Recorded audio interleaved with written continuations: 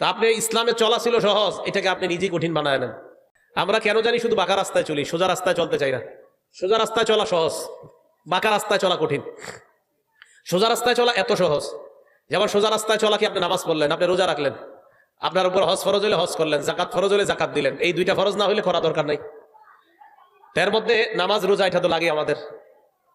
কিন্তু এই সোজা রাস্তাটারে আমরা কঠিন বানাই কি, যে আমার আব্বা মারা গেছে, একটা অনুষ্ঠান করা দরকার। আপনার কি কইছে অনুষ্ঠান করতে, এই যে কঠিন বানাইতেছেন।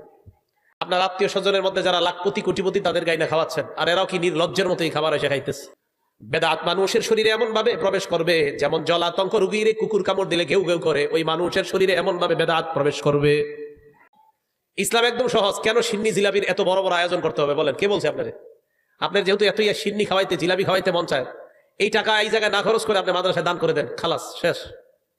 আপনার এতই মন চায় আপনি মসজিদে একটা ফ্যান দিয়ে দেন, কিন্তু আপনি কষ্ট করবেন না, হুজুর এটার আমি কঠিন বানাইতে হবে। কি, আমি একটা লাল কাপড় পরতে হবে, মাথায় একটা লাল শালুক বাঁধতে হবে, এটা কঠিন বানাইতে হবে। খালি সহজ বিষয়গুলো আমরা কঠিন বানিয়ে নিই। আল্লাহ আমাদেরকে হেদায়েত দান করেন।